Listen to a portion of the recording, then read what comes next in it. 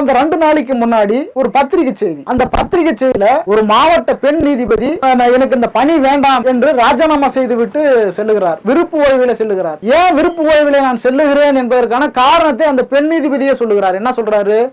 இந்தியாவில் எல்லாருக்கும் நாங்க தீர்ப்பு சொல்லுவோம், ஆனால் எங்களுக்கே பாதுகாப்பு இல்லை. பணியில் இருக்கும் போது சக நீதிபதி என்னை பாலியல் ரீதியாக தொந்தரவு செய்கிறார் என்று புகார் கொடுக்கிறேன். புகார் கொடுத்த எந்த நீதிபதியின் மேல் நான் குற்றம் சொன்னேனோ அந்த நீதிபதிக்கு உயர் நீதிமன்ற நீதிபதியாக பதவி உயர்வு கிடைக்கிறது. நான் எப்படி பணியில் இருக்க முடியும்? ஆகையால் நான் பணியை விட்டு விலகுகிறேன் என்று சொல்லி ஒரு பெண் நீதிபதி, ஒரு மாவட்ட நீதிபதி பணியை விட்டு ராஜினாமா செய்து விட்டு வெளியேறுகிறார். அப்ப என்ன சூழ்நிலை இருக்கு நீங்க கொஞ்சம் சிந்தித்து பார்க்கணும். அரசு துறைகள், உறுப்புகள் எல்லாமே ஒரு குற்ற கும்பலின் கூடாரங்களாக இருக்குது. நீதிமன்றத்தில் இது நிலைமையா? போலீஸ் என்ன நிலைமை? ஒரு கண்ணன் என்கிற ஒரு முருகனா கண்ணனா பேர், அவர் ஒரு ஐஏஎஸ் அதிகாரியா, ஐபிஎஸ் இருக்காரு. ஐபிஎஸ் அதிகாரியா இருக்கிறவரு சக ஐபிஎஸ் பெண் அதிகாரியை பாலியல் சீண்டலில் ஈடுபடுகிறார். அந்த அம்மா சென்னையில புகார் தெரிவிப்பதற்காக, டிஜிபி கிட்ட புகார் சொல்வதற்காக நேரடியாக பணியிடத்துல இருந்து சென்னையை நோக்கி கார்ல வராரு. செங்கல்பட்டிலே இன்னொரு மறிச்சு அந்த அம்மாவை புகார் கொடுக்க கூடாது என்று சொல்லி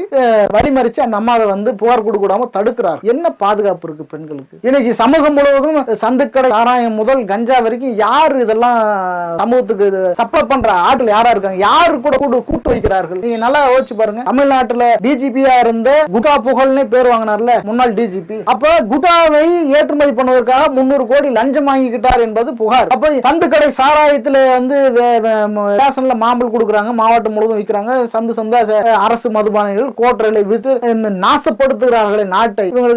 இவங்கெல்லாம் குற்றவாளிகளா இன்னைக்கு காட்டப்படுறதில்ல. இவர்கள் அதிகபட்ச தண்டனை என்னவா மாறுன்னு கேட்டீங்கன்னா பணியிடை மாறும். அப்ப இதெல்லாம் தடுப்பதற்காக உருவாக்கப்பட்ட துறை, நீதிமன்றம், நிர்வாகம், போலீஸ் எல்லாம் பெண்களுக்கு பாலியல் ரீதியாக வன்கொடுமைகளை தடுக்கும் என்று நாம் நம்பிக்கொண்டிருக்கிறோம். ஆனால் இவர்கள் தான் முதன்மையான குற்றவாளிகளாக சமூகத்திலே உலவி கொண்டிருக்கிறார்கள். இவர்களை தண்டிக்கணும்னு சொன்னா என்ன செய்யணும்? இதை கட்டுப்படுத்தணும் என்ன செய்யணும்? நீ ஆபாச படங்களை ஒளிபரப்புகிற இணையதளங்களை கட் பண்ணணும். நீ அதை செய்ய மாட்ட. ஆராயம் விற்கிறத நிப்பாட்டணும். அதை நீ செய்ய மாட்ட. கஞ்சா புகழ் அந்த இதுல அப்ளை பண்றதை தடுக்கணும். அதை நீ செய்ய மாட்ட. இப்படி எதுவுமே செய்ய மாட்ட. ஆனால் குற்றங்கள் மட்டும் குறைந்து விடணும். எப்படி நடக்கும் இது? நீதி